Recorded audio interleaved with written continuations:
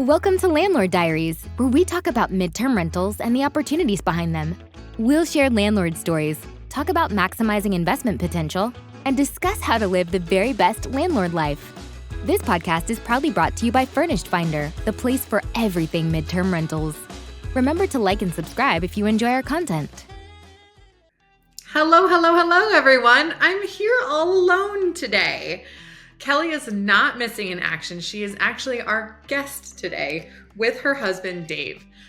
We all know that Kelly is a midterm rental host, but it's time that we learned her whole story. So here we get to dig into how her and her husband got into renting and real estate investing, what their current portfolio looks like, what their goals are like, and we get into some deep stuff, not only with like numbers and strategies, but also talking about the reason behind why you invest and when you need to be creative and when you need to be strategic. And it was really great. I'm excited for everyone here to get to know Kelly on a much deeper level. And I think this will give you a lot more insight to where she comes from when we're all asking questions with our other podcast guests. So please enjoy. Don't forget to like and subscribe. We would love your comments and feedback. We would also very much appreciate a review on Spotify or Apple Podcasts.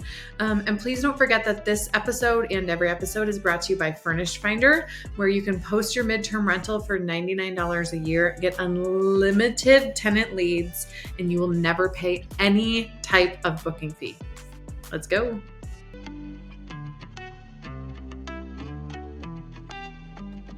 Well, hello, everyone. Today we have a really special episode of the Landlord Diaries where we get to introduce our very own Kelly Bailey in a different way. So today we get to talk to her and her lovely husband, Dave, about their investing journey so that you can get to know us as hosts and our history and where we're at, so you can know how we relate to you, because we are landlords just like everyone listening. So let's get started. Kelly and Dave have explored a variety of investment strategies, including multifamily and single family homes at the long-term and midterm level. Their current portfolio is all midterm rentals. So Kelly and Dave, you guys have been investing for about 7 years and you pursued a variety of real estate strategies. What does this journey look like? Hey guys, thanks for having us today. You want to say hi, Dave? Hello. Thanks for having me. Well, it's been a fun 7 years. Dave and I have been married about 9 years. And when we first got married, we said, you know what? Austin is so incredible. Let's see if we can get down to the heart of Austin and live on. They were just building the boardwalk that goes all the way around the lake at that point, and it's a 13-mile trail altogether. So we said, let's see if we can get down there on whatever we had set as our budget, which was lower for the downtown Austin area.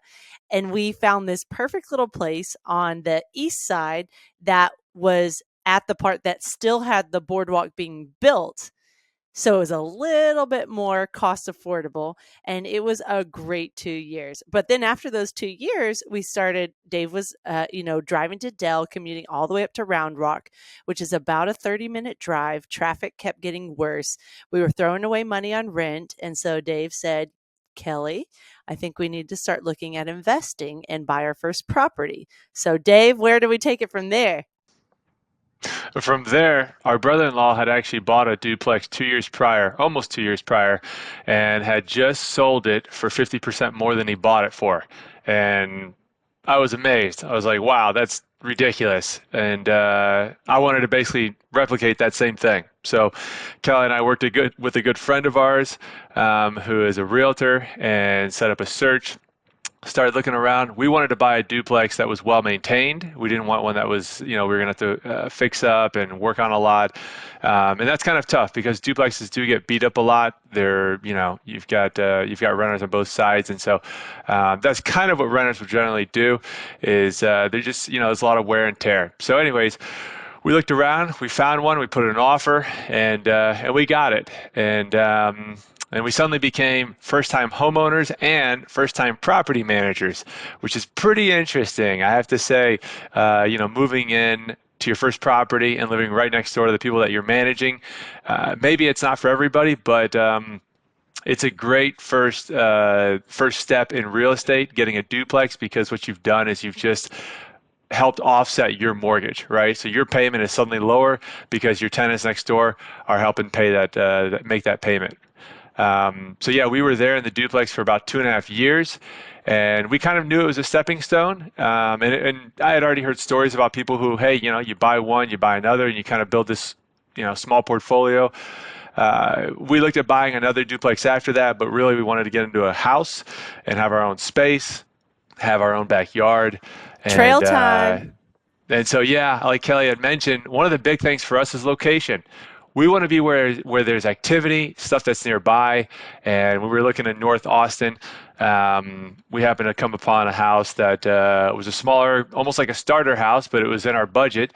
And it's right on Brushy Creek Trail, which is about a 13-mile trail that people go walking, running, biking. There's a park right around the corner that's got a pool, and it's great for kids. And so it's just a really neat neighborhood. It's a suburb of Round Rock. So yeah, we Oh, bought this fun house. fact. It's the Yeah, house we're both recording in right now as well. Dave happens this to is be in the true. dining room, and I happen to be in the sunroom. This is true. Yeah. And so yeah, we got the house, we moved in, and we've basically been living here ever since. And yeah, I think that's kind of, I mean, I guess kind of the next step, if we were going to backtrack just a little bit before we bought this house and the duplex, my father and I bought a few properties up in Dallas Fort Worth, which was really our initial introduction to real estate. When Kelly and I got married, we kind of had this, this plan to try to live on one income and then use the other one to save, give, and invest. And all three of those, I think, are really important. It's really important to save. You never know when when you're going to need that money for rainy day fund is important, I guess, right? And then as far as the investing, hey, get your money working for you. I'll speak about that a little bit later in this episode, but that's been huge for us. And then the giving, I mean, hey, you keep an open hand where your money's not so tight that it's all about you. Look for ways to bless others. All right, I love it, you guys. I love how you guys started really small and just have continued to grow in your plans and your dreams and have worked towards it. So, Kelly, what led you guys to MidTerm Rentals in particular? Because I know, especially starting with a duplex and then kind of, if you're starting out and you have the options are endless, right? MidTerm Rentals are perhaps not the most common to land upon, especially a few years back. So tell us a little bit about how you ended up in the MidTerm rental space in particular. Excellent, Katie. Yes. Well, everybody has to have a numbers person on their team, right? And Dave's our numbers guy. So Dave, remind me when we sold our portfolio in Dallas, because those 100K properties, we realized we're only bringing in a little cash flow or no cash flow at all. And we really wanted to build that portfolio of cash flow and start doing our own thing in the Austin area and let his parents start doing their own thing with the profit we had made. How did we do on the Dallas portfolio? Remind me, Dave. Yeah, so we had the properties for just over 6 years. It took us 4 years to basically accumulate we had about 13 properties. It took us 4 years to accumulate those. And then we basically doubled our money in 6 years. So, I mean, that's And that keeping it was simple. properties that you purchased with your parents, Dave. So you guys did kind of a family investment strategy. Mm-hmm. Yes. Okay, gotcha. So that kind of gave you your start. Mm-hmm. Yes. So we took those Okay. funds and thought, okay, what's our next step? We're going to go into investing on our own. And the way we like to say it when we were partnering with Dave's parents is Pops was the brains and we were the bronze. We brought the money and they brought the brains and the strategy. And so now we had to do the strategy on our own. And we already had experience with our two properties that we own. So we jumped in and started looking at some alternative options in the Austin area. And Dave's dad had always been talking about we have to check out these travel nurses. I've heard they're a great business. And so I started Google searching furnished rentals in Austin, Texas. And Furnish Finder was one of the first things I came across. So I started looking through the site. I was like, oh, this is that site that he's been talking about all these years. Well, let me start like jumping in. I loved the Bible verse at the bottom that said that we get, as a company, Furnish Finder gives to certain places for certain reasons. And so that really piqued my interest. I love that there were no booking fees and that we could just try it for $99. And we wanted to start right where we were. So, we have adventurous spirit, as you've already heard us say. So we went ahead and decided, well, let's just put our place up for rent and see what happens and go from there. And so that's what we did. And it didn't take long to get our first booking. And then Dave's parents were transitioning to Austin soon. So then we started a big remodel project in Pflugerville. And so we just kind of started taking one property at a time and turning it into a midterm rental. So we own the duplex at that point and decided, well, we've got a flip coming up, at not too far away. Let's just, instead of continuing the nice side long term, let's switch it over to midterm. So that's what we did.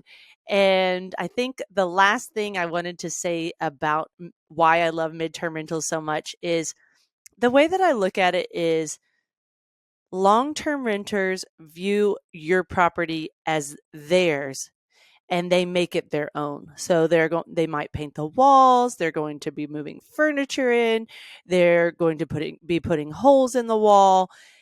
And so the property takes a little bit more of a beating, where midterm rentals, you get to touch the property more often throughout the year to check on it. You have guests that view it as yours and desire just to have a nice place to stay and just bring their suitcase. So we've found this happy medium where it's not too hands-on, but it also is a great source of professional travelers for your property. So that's why we really like the midterm rental, Katie. I think that's really interesting, Kelly, because as you know, we have one long-term, well, technically two long-term rentals, but we have one long-term rental, which is our old house, which is a whopping 2 minutes down the road.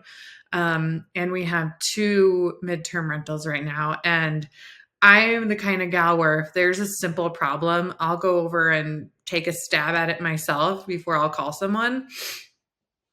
And I've been to our long-term rental with each tenant that's been there. We're on our second year-long lease.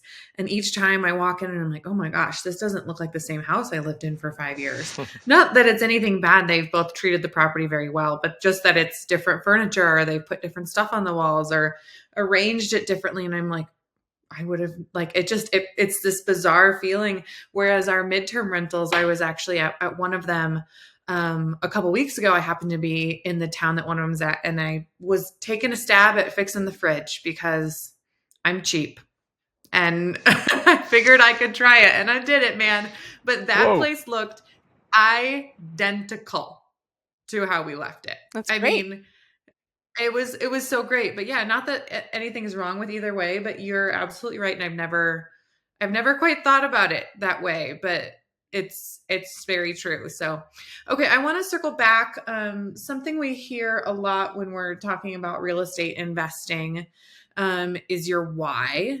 And for those of you that don't know, your why is really your purpose and what drives you to invest, because investing is challenging and it's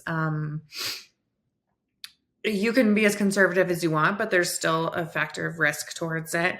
And it's just, it's a challenge. It's not something that you can just show up and do in a day and be done. So your why is what keeps you going and what's your purpose. So Dave, I'd love to hear your why and just tell us more about that and what keeps you going when it comes to making these investments and kind of, keeping the train moving. Sure. Yeah. No, it's a great question. I kind of feel like my why is still like expanding a little bit, maybe. part of that I would probably say is the fact that, well, I'll get into it in a sense here. I've got three that I've got listed right now, which is my family, financial independence, and then helping others. And, the first one, my family, definitely most important, be able to provide for them. Right now it's just my wife and I, and then our little fur baby, Bella. But we're looking at fostering. And so, I mean, that's going to be, a bigger family, right? Children, not dogs, but fostering dogs Oh is yeah, great as well. yeah. That's You could foster some pups too. maybe down the road, but right now we are looking at foster and adopt some kids, right? And so I mean that's going to be huge. That's going to be life changing, right?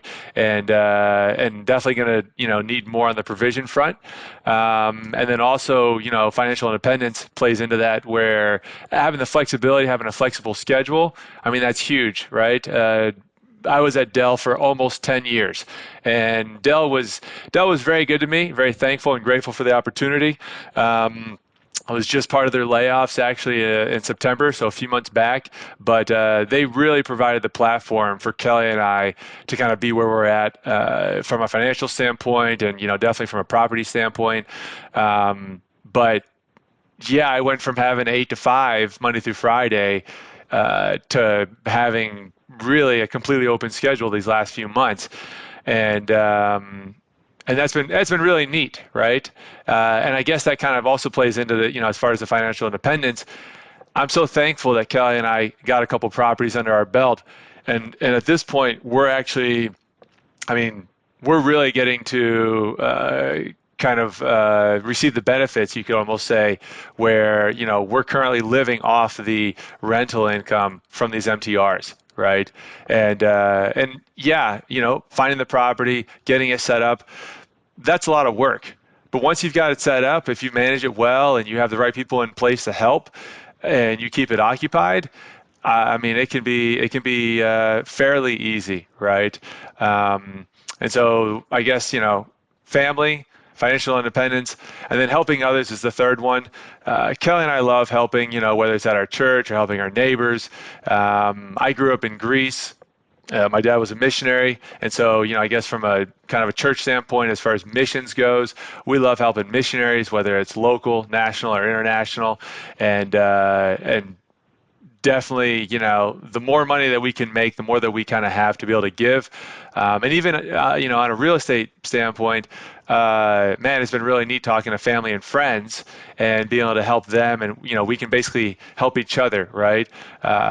Whether it's like, a deal that we're kind of analyzing, or, hey, I need someone who can help on the, for plumbing, mine's not available. So it's been really neat. And those are probably like the three things that I'm kind of grounded on right now for my why.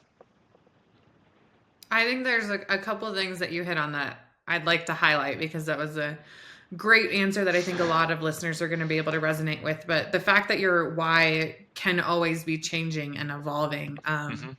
I've gone to several conferences in my past just for personal growth, where you've established your why just in life or for different goals. And this is not even including real estate. But if I look back, they're very different than they are now. And I think that's very acceptable. And I think that shows growth, right? And I think too often we get stuck in our, okay, this was my why, or this was my goal, or this is where I was. I said it, I have to stay there, which is very much not true. And especially with real estate, where we're constantly evolving and adapting because the market is evolving and adapting. We've been working with our son a lot about adapting, especially when, little things where he'll be working on a puzzle or a problem, and something will go wrong. And it's like, you got to adapt, right? You got to adapt and change, and still see that as a place to grow. So I think that's really great. The other thing that you said that I think was really insightful is that the real estate is a lot of work up front. It's a lot of work up front, and the work never goes away, but it feels kind of like an upside down hockey stick, right? Where there's like so much. You got to find the deal. You got to fund the deal. You got to find your people. You got to furnish it. You got to figure out your systems. And then all of a sudden it's like, okay, now it's like much easier, right? But it doesn't have to be complicated up front. Start with what you've got. Right. So if what you've got is a Right. room in your house not being used, you could start there. Or you've got Yeah. space for an ADU or already have an ADU. Start with what you've got, and it doesn't have to be super complicated to jump in. It doesn't. No And I analysis think also, paralysis. no analysis paralysis, but just knowing in the back of your mind, like, it will get easier, right? Like, because at front it can feel like, oh, I've got to find it, I've got to fund it, I've got to furnish it, I've got to market it, I've got to figure out my accounting, I've got to, like, it can feel very overwhelming. But once you get that machine built, you're just oiling the machine, right? So I think those things you hit on are very important for everyone to remember. All right, so Kelly, I want to talk to you, and I want to know, how do you guys decide what properties to buy next? Because I know Austin is a hot market, girl. And one day I'll get down there. I really want to visit Austin, but I know Austin is a hot market. I know you guys bought some properties at the height of the market, but you were still profitable. So I want to know, when you guys are starting, are you looking at Zillow? Are you looking at off-market deals? Where are you starting, and how do you know what to pick? Katie, you are welcome to come visit Dave and I anytime you want. You can bring that crazy Don't bunch say, of I'll yours just if show you up want. tomorrow. Sure, come on. I'll just bring everyone. No, okay. So in regards to properties, it's kind of fun. You know, when you think of couples, you always have what's the saying? A crock pot and then the Instapot. We're gonna make it. We're gonna upgrade it. Make Is it this like is this a Instapot. Texas saying? No. You're going to learn something about me here shortly. So Dave's the crock pot and I'm the Instapot. So I'll see an Same, girl. opportunity and then I have to get my sales brain on and decide how I'm going to bring Dave on board and get him interested in this opportunity. So that's how it And when was. you say you see a deal, are you looking on, like, Yeah. from the start? Are you working with an agent? Are you looking on Zillow? Yeah. So in general, our brother-in-law is our realtor, Ashton Reese, and not because he's our brother-in-law, but he is a really good realtor. And he just helps us. One, I find the properties. I like searching Zillow. You know, I know exactly what I'm looking for. It's quite enjoyable to look through properties. So I don't mind doing that part. Isn't it so much fun? It is.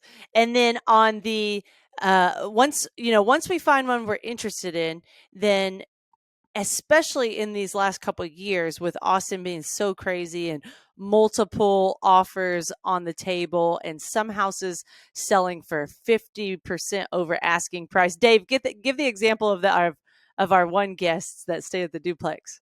Yeah, we had a family staying at the duplex. They were looking for a house, and yeah, I mean, they had put in two offers. The first one, I talked to them about it because they didn't win it, and I was like, I'm sorry, hopefully you guys can get the next one. And anyways, yeah, I found out that I thought he said that they had offered 40 grand over asking price, and then he corrected me and said no, it was 40% over asking price. And I was like, my you guys gosh. lost? Wow, that's really tough. How do you even Do you compete remember in a market like what that? 40% was? Was that Yeah, I like mean, the house was listed for like 800K. They had offered like, I don't know, 1.1 or something like that, and they lost. And yeah, it was crazy. I don't So know. in general, over the last couple of years, we have really focused on our niche market which is, what we enjoy and can replicate for others well, is properties in desirable locations on trails,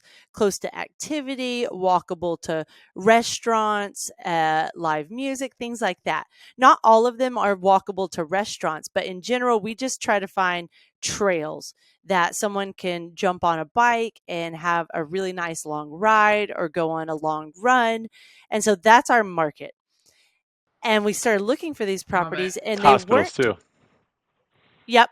I mean, yes, hospitals are important, but you and I didn't really focus on that when we started because ours are 3-bedroom, 2 baths. We do get couples that traveling medical professional couples, but in general, we've had a lot outside of traveling medical professionals. The tons of Californians relocating to Austin last year. Then we've had insurance claims that stay anywhere from 6 months to a year, or sometimes 1 month. Remodels, like large remodels that they need a space for 3 months, 6 months, sometimes almost up to a year. So it's been really fun just seeing the different types of travelers that we get to embrace in the Austin area, and then north of Austin a little bit as well. All right. So tell us what your portfolio is like now. Tell us how many properties you have, what they look like, and also what your monthly cash flow is like. Sure, I can take that one. So we currently have 4 properties. One of them has an ADU in the back, so it could almost be listed as like 5 properties because it is 5 rental properties. And yeah, I mean, I guess as far as the size, what 3 twos, Are they 2 all single twos? family, or you still have They're your all duplex? Like, no, we sold the duplex last September. Actually, it was a God thing where the market had already changed and prices were coming down, rates had gone up, but we had a couple that was using a VA loan, which I guess has some really particular requirements to it. And maybe some sellers do not want to entertain that, right? But we were willing to, and so yeah, I mean, we were able to sell our duplex. We closed 2 weeks after I got laid off from Dell, and like I said, I oh think wow. earlier that we almost doubled our money in 6.5 years on that. So it was just it was awesome. Praise God, it put us in a great position. After basically after me getting laid off, right? So we don't have the duplex. All we have are single family at this point. And basically, it's 5 rental properties, including the ADU. And our cash flow, it kind of ranges, of course, depending on if it's summer and we're paying utility bills. So, I mean, those can really go up during the summer when it's super hot and people are really using the AC, and if there's any repairs. But generally, we cash flow about $4,000 to $5,000 a month. So, That's fantastic. yeah, it's All been right. exciting. So Kelly, yeah. Well, I mean, it's a lot of hard work, but clearly Hmm. it's paid off and it's Hmm. serving you guys well, and you're able to do such amazing things with it that I think that it's really powerful. So Kelly, tell us a little bit about you two working together, and how you kind of divide and conquer and use your strengths, and any advice also to other couples who may be doing this together. Okay. So, in general, before becoming part of the wonderful Furnish Finder team, I had a great 6 years at land.com, which is the land division of CoStar. So, real estate marketing has kind of been my wheelhouse and what I enjoy, combined with the customer service side of that and the relational sales side of that. So, that's my background. And so I love the marketing and the furnishing side. So typically when a lead comes in on Furnish Finder, I'm like, "Ooh, Dave, listen to this one." And then we talk about it and I reach out to him and I make all that initial conversation. If the phone number is provided, that is my go-to way of communicating. And then once they say, yes, I'm ready to move forward with the screening, with the background check, then I know, okay, they're serious. I'm going to get Dave involved in the process now. And then we start a text with all of us, anyone over 18 in the house. And Dave jumps in on, he helps out. We both flip flop back and forth on setting up the leases. Dave is our money man, so he takes care of making sure we get paid on time and the rent collection, and then any home improvements and handyman type stuff. He's kind of that first line of defense where he'll go in, see if it's something small that he can tackle, or maybe they just didn't understand something correctly. And then if it's bigger than we can handle, then we'll go ahead and bring in additional help. But in general, tenant communication, we do everything together for the most part once the person says, "Hey, we're ready to move forward." Love it. Hmm. All right. So, Dave, Hmm. I hear that you love reading and love reading real estate books, which I feel like you and I could bond over, because if you saw my bookshelf next to me, it shows my true geekdom. But I would love to know which one of those you have found the most impactful, which ones you would recommend to our readers. Yeah, so this is kind of interesting. I'm getting into this, right? While I was at Dell, I didn't really do much reading, to be honest, and the properties were kind of like a long-term vision, right? But but definitely in the last year, been trying to read more, and of course, doing the MTRs required, it's required more attention to the properties and more work and effort, right? But I mean, you see the rewards much quicker, I would say. So on the reading front, I mean, hey, Rich Dad Poor Dad, it's always a great book. I've actually got a guy from Bible study that I was talking to, and I mean, Kelly and I didn't get into real estate until I was low 30s, young 30s, right? And I was talking to him, and his son is right out of college. He's got his first job, and I was like, man, he should totally look at house hacking, right? Buy a house, rent out the rooms, help pay your mortgage, maybe even have it completely paid for or Mm-hmm. cash flow. So Rich Dad Poor Dad is a great book. The one that I'm reading right now, I'm getting through it slowly. It's called The Obstacle is the Way, and yeah, it's been pretty interesting so far. I won't spoil it for others, but check it out. That one was referenced on episode 5. Yeah. When we Look talked at to you. Kelly, you are a walking Landlord Diaries encyclopedia. For the I for you have guys I out there listened. listening, like Kelly and I will be chatting, and I'll be like, that one episode, and she'll be like, episode 12. At the 12th minute, we were talking about this, and I'm like, yeah.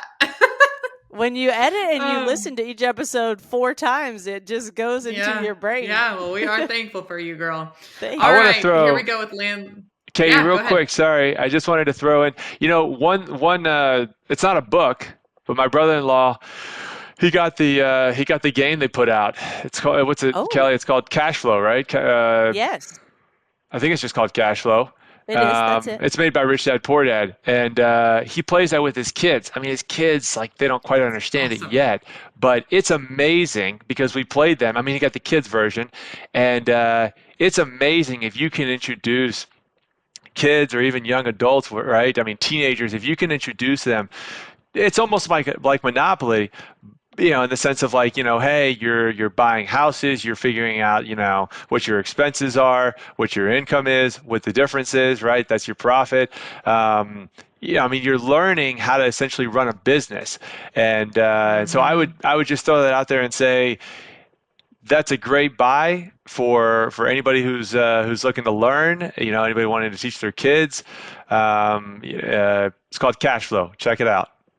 I can't wait to see you guys go through your foster process for so many reasons, and because I know you both, and I know you're going to be amazing parents. But Thank also you. because it's been something really great that my husband and I have been able to do with our kids is our midterm rentals are out of state. So it's been like, okay, mom's going to go. She's going to be gone for 4 days. She's going to go visit this property and furnish it, and she'll be back. And then it's just opened the door for those conversations. And Hmm. it's funny once you hear it in the language of these kids, because my son will be like, are you profitable yet? Because I really want this big Lego, but I need you to be like, are you making money yet? So it's like they get it, but they get it in their own world, right? So Hmm. he's like, are you making, because if you're making money, I would like a Lego. So, but yeah, it does. It leads to some really good conversations and just teaching them Yeah. early kind of the fundamentals. So, Hmm. all right, Kelly, I want to know what you manage yourself and what do you hire out? Because you and I have talked so much systems, and you guys might not know this, but Kelly and I text each other all the time. And I'm like, hey, do you have a furnishings list? Hey, do you have that? Like, and we're just going back and forth because, we're That's all what in you this do. together. We're all in this together. Yep. Yeah. So when we've already kind of said what Dave and I's roles are. So in addition to that, we want to make it as hands off as possible and build our systems. We're still working on aspects of that, but the ones that are set up and going well would be pest control. And what I love about pest control is it's, most of the time they're always going to offer that complimentary follow-up visit if you find anything in between. So if a guest calls and says, "Oh no," especially if they're not from Texas, "Oh no, I was gonna say this is a very like regional thing too. Yes. I saw a spider, I saw a snake or whatever. I said, "Oh, okay, no problem. We'll make sure and get pest control out there for a follow-up visit." Now, if you're just seeing one, that's not necessarily a red flag. Are you seeing a lot of activity? So it's that peace of mind to let them know, "Hey, your property is being taken care of. If you need further attention, then we can do so." Because we learned that one the hard way one time. Well, no, we had pest control, but one of our sides ended up having a lot of fleas on the duplex, and that was long-term renters. Ooh, man. And so they got in there, they got to work, and the fleas were gone fast. But it's like I call pest control that first line of defense. Then lawn care, you always want your property to look the same throughout the year, no matter who's like the pictures. Of course, leaves are going to fall, trees are going to change, but you want someone to come and expect to see what they find in the pictures. So lawn care is important to us, and we don't want to be doing that ourselves. And then we, over a couple of years, and y'all have heard me talk about this before, but finding the right contractor, Dave and I just haven't always found the perfect person. And you have to find contractors with different niche skills, right? It's like they don't all have the same skills. So then you have all these different contractors. You're not calling them very, very often. What quickly are they going to respond to you? So we have really found that for us, where, we like shopping for the best value. So if someone called and said, "Hey, my AC broke," well, then the old Dave and Kelly would start calling like 10 companies. "Hey, do you have availability? Would you come out for this? Hey, blah, blah, blah." But what we've figured out over time and through each real estate purchase, when you are purchasing a property, most real estate sellers will include a home warranty for just that peace of mind for the buyer. And they're a year-long investment, but it's not coming out of your pocket. It is coming out of the seller's pocket. Well, we have tried a couple different warranty companies, and they are not all equal. So there's one that we really like, American Home Shield. And the reason that we like American Home Shield is when you do a search for reviews, they have 5-star reviews. They're thousands of them. And so that they're a reputable company. Every contractor on their list is reputable. Now, can you have a bad experience? Sure. But what Dave and I have found works for us is, one, it gives us that peace of mind that we don't have to go find a contractor when it's time, or if ours isn't reliable, it's already built into the system. And so I don't call because it's, just someone probably in another country answering the phone that doesn't necessarily understand your needs. So you go onto your American Home Shield portal, you place an order. And what's cool is let's give plumbing as an example. Let's say you have a water leak, but it's not a bad one. Okay, well, if you go ahead and wait until you've got 2 or 3 more things, then you can actually put in up to 4 plumbing items at a time. And same thing with the appliances. There's certain appliances you can combine together, and they'll all fall under 100. If you're at the high end, I think with all the bells and whistles, I think it's $125 for the visit. But try to get a contractor out to your house for under $125, right? So we've just been very successful with that peace of mind of American Home Shield, combined with contractors that we've been able to trust coming into the home with that. And a good reminder. Before I transition, I was going to say, yeah. So over the last 3 years, we've had 3 hot water heaters replaced. We've had a fridge replaced. We've had an oven replaced. So just something to consider. It's not for everybody, but it's been beneficial for us. And then the last thing I was going to say, I might not remember. Yeah. And so, Kelly, walk us through the economics of that. I mean, because I know it's probably a Sure. monthly premium, and then do you have a deductible you have to reach, or how does that work? Yeah. Because I know Great point. a lot of the properties that are becoming more and more affordable in this market are older properties that you might buy. You might say, I'm really scared of that furnace. Yep. So our 3-bedroom, 2-bath homes on average are somewhere around $600 to, I think the duplex was $900 to $1,000. So it's like if one big Per item breaks year. per year, yeah, if one big item breaks, you're already covered. And then when you put in those service requests, they're $125, like I said, for the bells and whistles, but sometimes you can get them down to like $75 or $85, but you pay a higher premium for the annual. So we found we like to go ahead and buy the highest package and keep the visit up at the 125, whatever the highest is, because you're not calling that often. But like I said, you're not going to get a contractor out for much cheaper than that. So Right. it's been really good. And that big stuff can hurt you. And I would say a home warranty is somewhat comparable to having a large reserve fund for those expenses, right? So instead of having to have, let's say you want to have $10,000 for each property set aside for emergencies, this can, and there's always the asterisks and you want to make sure that you cover your bases, but this can to some degree compensate for that to let you have more cash. Yeah, one thing I want to add real quick is just that on so we're about finishing up our first year using AHS, for all the properties, and one of the additional benefits for us is that we don't have, it's not like all our properties are right here in our neighborhood, right? Two of them are about an hour away, Good and point. I've made trips up there. It's not fun to drive an hour to look at something to realize I can't fix it, or I spend another 2 hours going to Home Depot trying to get the parts. And so from a time standpoint, this has been huge because especially what if we're traveling, right? If we're traveling, we're out of town, we're at an event, something's going on, I don't want to make the trip because I don't even know how to fix it. All of those, it's just given us a lot of peace of mind. And we just put in the ticket, and then someone obviously local is going to check it out, right? So it really frees Kelly and I up. And hey, we can choose how we're going to use that time, right?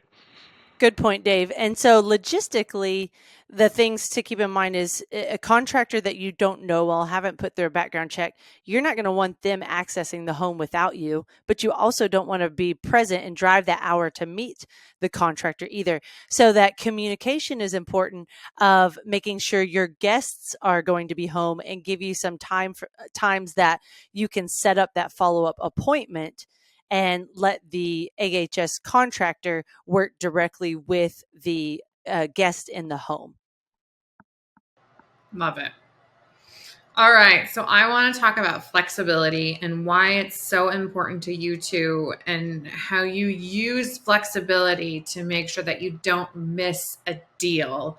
I know in the real estate world, a lot of people talk about being very clear about what they're looking for and not looking for anything outside of maybe your qualifications that you've set for a property or a deal, because that can take you down a rabbit hole, right? If you say, I'm only want to look at duplexes, then all of a sudden you start looking at condos, you can very quickly get nowhere. But on the opposite side of that, there are some benefits, some really strong benefits to being flexible. So I want to know how you guys approach flexibility and making sure that you stay within your own guidelines, but still having open eyes and ears to opportunity. Yeah. So I've got one main example, and it's a family that we love in our Belton home. We've had a variety of different guests stay in the Belton home, mainly families. Military and traveling medical professionals are the two main types of guests that we've had in that specific home.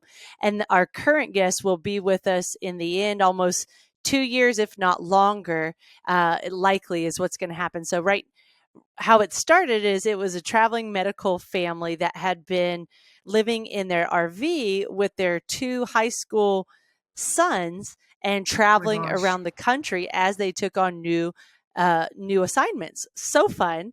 Well, they decided that they wanted a little more space and they wanted some of their stuff back. So they came and stayed in our Belton home for, I don't remember what the time frame was. Maybe it was 6 months, maybe it was 9 months in our furnished home there. And they brought all their big boy toys because we have an acre and a half. So they're able to bring their RV and bring all their vehicles for each one of them. Their fun toys. And so after about, 6 months or 9 months, they realized, is there any way that we could switch to, more of a long term than a midterm, make it a little more affordable? And so if you're stuck on that mindset of, no, this is a furnished home, and that's okay if you do get stuck there. But we really love this family. They take great care of the property. They're likely going to stay a long time. They even recently have one of those 40-foot containers that they brought with their stuff. Oh my gosh. So we were able to figure out this happy middle ground where it was still a strong cash flow with us over the long-term rental rate. But we brought it down a little bit for them so that it's like this perfect middle ground for them and for us. And I think they still have like some of the items, but most of the items we took out of the home. So just be flexible. And if an opportunity comes along, just really look at the numbers, look at the strategy and decide what's the best for us at this time. And it's been really nice for Dave and I not to have to flip the property every 3 months or 6 months and know that we have a great family that we enjoy talking with. We actually keep our boat on the property as well. So there's 2 boats, an RV, a 40-foot container. There's a lot of fun stuff going on. All right. So now you're giving me more reasons to come down because you got a boat. Yeah. I'll be right there. It's no problem. That's so awesome. That's such a Texas thing. Like, I can't imagine living near Denver having an acre and a half, and B, like, just having all these big recreational toys on it. I'm like, here we like fight for every square foot of land we have, at least as close to the city as I am. And I'm not even that close. So that's really cool. All right. So I'm sure this tenant would give you a 5-star review over and over again, but I want to know what else you guys do to get 5-star reviews, because on your Furnish Finder profile, you have quite a few. Thank you. Yeah, I can speak to that. I mean, it's definitely a joint effort with Kelly and myself. The two parts that I came up with are communication and respond quickly. Communication, we know this is very important in any relationship, and you do have to kind of look at this as a relationship with your guests, right? I mean, you're providing a roof and a safe place for them, and in exchange they're paying you, and you want to maintain a good relationship there. Communication is huge, right? Even in the very beginning, we kind of set that. I don't want to say we set that standard high, but we kind of let them know, hey, we're going to be checking in, and making sure you guys are okay. We're going to make sure that, we're kind of letting you know when something's coming over that you need to sign, or, if you have questions, reach out to us. So the communication is a huge piece to it. And then definitely responding quickly. I think that's probably, I've rented way back in the day. I had rented for, my whole life, right? And there was nothing worse than like reaching out to the leasing office and they don't do anything, or it takes them like 2 weeks to get, the maintenance guy to come over there, and you see him on the property and you're like, am I next on your list? Are you coming sometime soon? Right? And so just from those experiences alone, hey, we want to take care of our properties. We want our guests to have an excellent experience. We want them to refer us out. There's definitely pride that we take in our properties, and hey, something goes wrong and, the toilet's not working. All right, well, we're on it. We're going to open a ticket right away with AHS.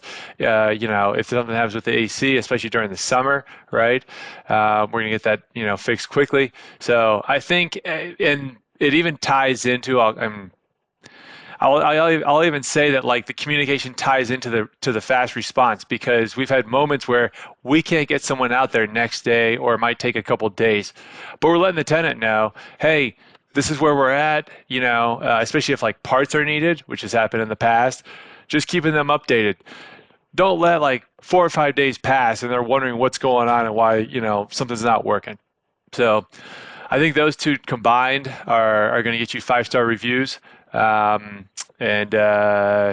and yeah, that always helps, right? As far as marketing your property. Yeah, good points because stuff happens to properties, right? And tenants understand that, and tenants know that things break, things happen, but it's all about how you go about getting everything back up to par. And you can be working as hard or as quickly in the background, but if they don't know what you're doing, they might assume the worst. So I think Hmm. Yeah. that's true. And over communicating, right? Which Kelly is such an amazing communicator. Because obviously all of you know her and I work together every day, and she is my godsend when it comes to Thank communicating. you. Aw. So it's absolutely a strength of yours, Kelly, and I'm sure Dave follows suits. But it's amazing to see how you guys use that to a business advantage. Hmm. Because yeah, that's all I like as a tenant, that's all I would ask for, right? Like, does a fridge break? Sure. Water heater? Sure. But like, just let me know what's Hmm. up. Yeah, let them see that you care, right? I think that's a Yeah. big one. Love it. All right, you guys. So I want to know what you love. Let me restart that.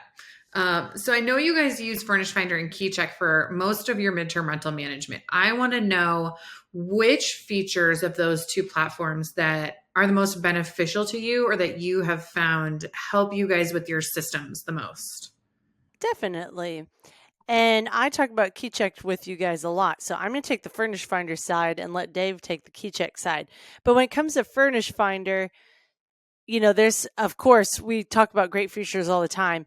House rules is one of my favorites now because I realized over time I like to adjust my notes. Like I had a note in each house that, we're trying to balance that hospitality and closer to long term style with midterm rentals where they're living in the home for 3 months, 6 months, a year.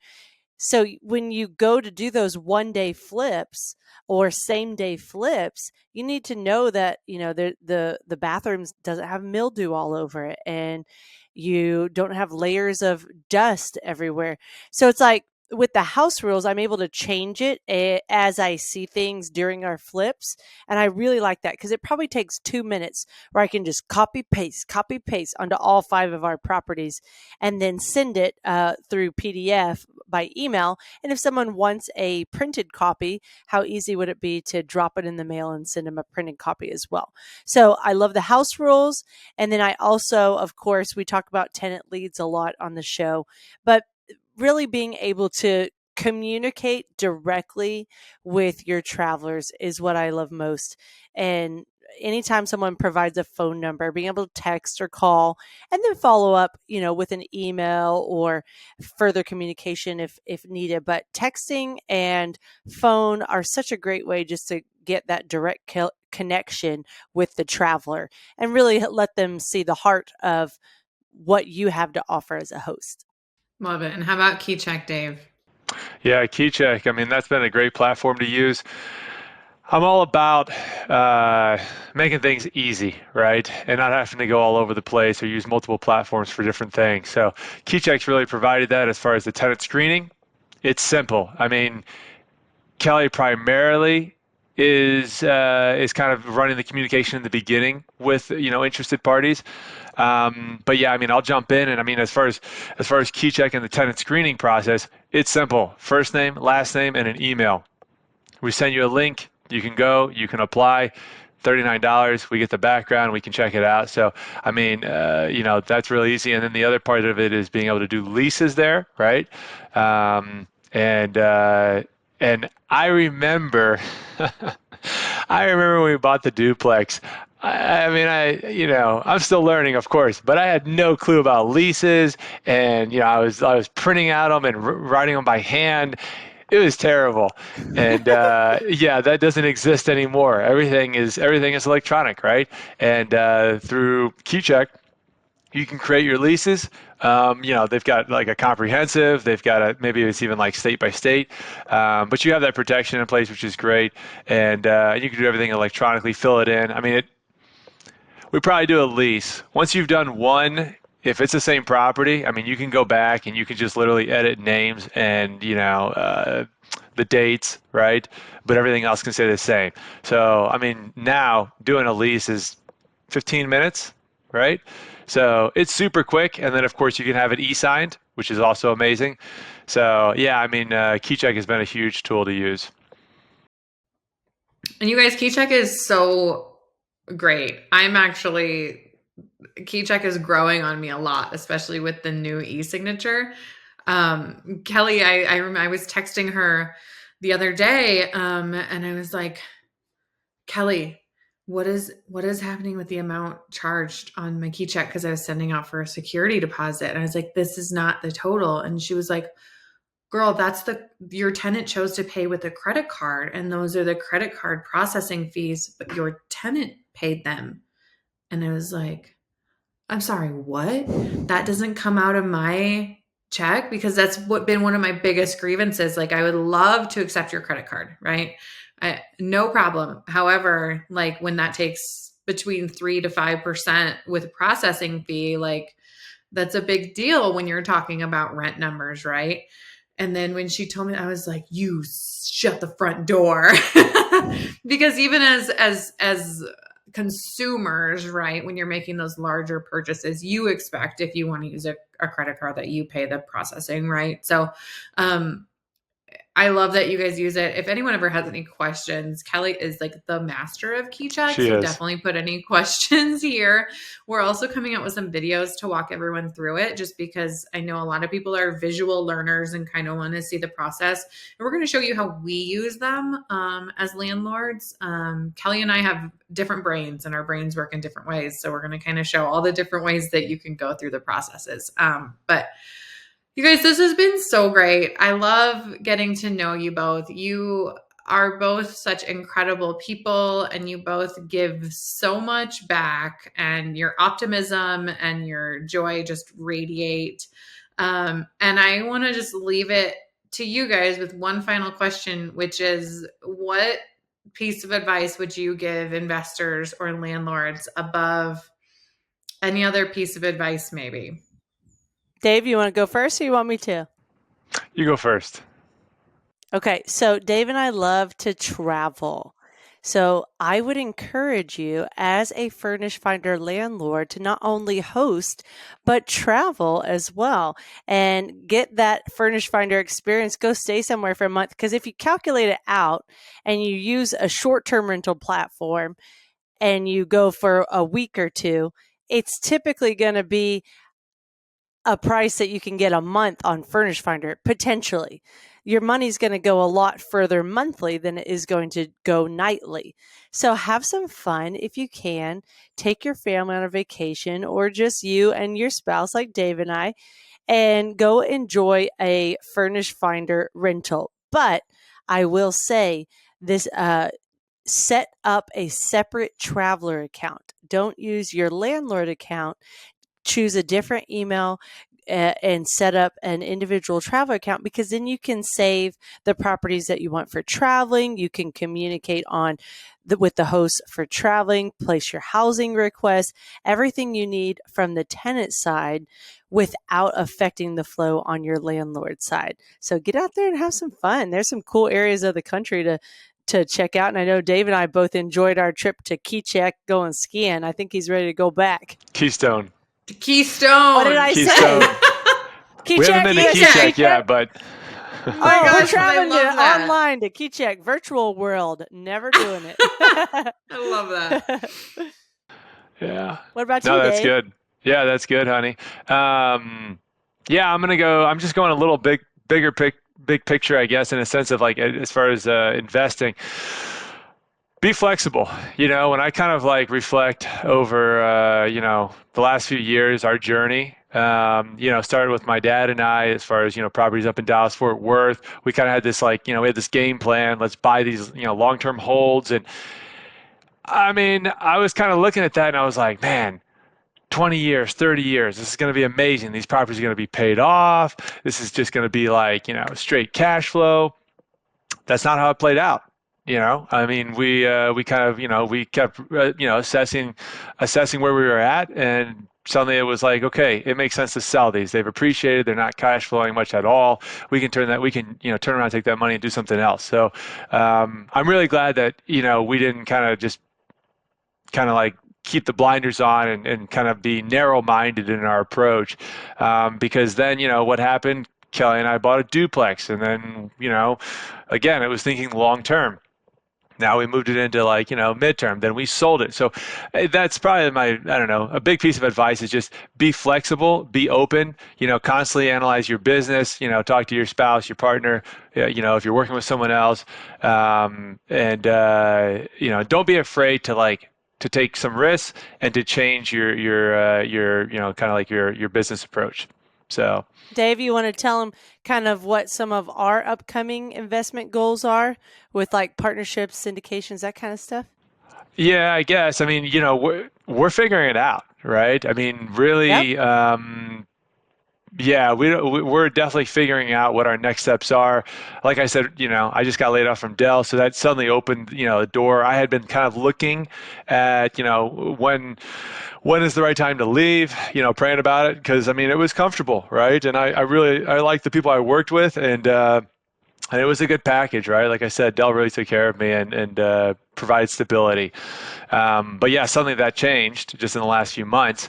And so now Kelly and I are kind of looking at, okay, well, what's our next step? I mean, we'd love to try to up our cash flow, just, from a monthly standpoint, kind of provide a little better stability there. So we're talking about getting, a short-term rental. I don't know where we would do it. We're talking about the Remember house that that we're crock actually. pot conversation? The crock pot and the Instant Pot? Kelly's already knows the locations. I'm just working on Dave. Yeah. Galveston, Texas. That's my goal. Getting to the beach. Maybe Galveston, right? So we're looking at a short-term rental. We're looking at the house that we're actually both in. Right now doing this podcast, it's only 1,200 square feet, and so it's not very big. 3 bedroom, 2 bath, and we're looking at trying to build an addition on the back end, and maybe potentially make it like either a 4-3 or potentially make that addition a 2-story that would be a 2 bedroom, 1 bath, and could be separated from the house and be rented out MTR route. So I don't know. We have a few things that are working on. One thing we did just get into is syndications, just as far as participating, not creating one or anything like that. But we're in 2 different syndications, and I kind of want to see how those play out. And yeah, it's just a place to kind of park some money for about a year, and probably get a pretty good return. So that goes back to being flexible. We're kind of figuring out our next steps as we go. I think that's amazing. And I think, again, like just reiterating flexibility and that things change and your goals might change, your short-term goals, your midterm goals, your long-term goals, they all might change. And the route to get there, I think very rarely is actually what you think it's going to be. I'm a huge proponent for not having 5-year plans because I think that more often than not, they just lead to disappointment. I just think that you have to know kind of your values and your why and where you want to end up.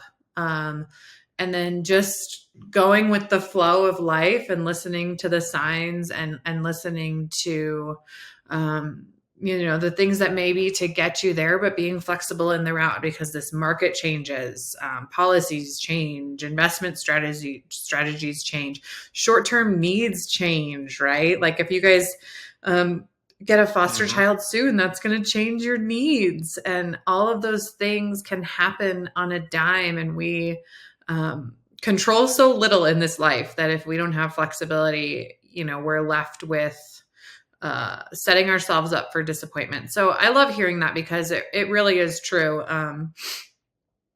And that there is not one way to get to your goal, but there are hundreds and thousands of ways to get there. So just remember that and don't be discouraged if, your first investment or your second investment doesn't pan out the way that you thought it might. adapt and be flexible and get creative and figure out a way to make it work. So I just want to thank you both for being here. I feel like I'm missing my co-host. I'm like, normally this is where Switch Kelly and I would roles. wrap up, but she's right here. So this has been so awesome because you guys, Kelly and I have only met in person once. And Digital world. It was just like instant chemistry. You guys are just some of those people that technically I haven't known that long, but I feel like I've known forever. And I'm so lucky Best to kind. call. Yeah, I'm so lucky to call you both good friends and Kelly a colleague. And I love having people in my life that also love real estate. So if you guys have any questions, please put them down in the comments. Please don't forget to subscribe and share with your friends if you're enjoying this. We put a lot of hard work and effort into creating this content. Kelly in particular puts a lot of effort into organizing and editing, and the stuff that goes behind the scenes is pretty amazing. So if you have any feedback or any love to share, we would absolutely love it. And we will see you next week. Awesome. Thanks for having me, guys. Bye.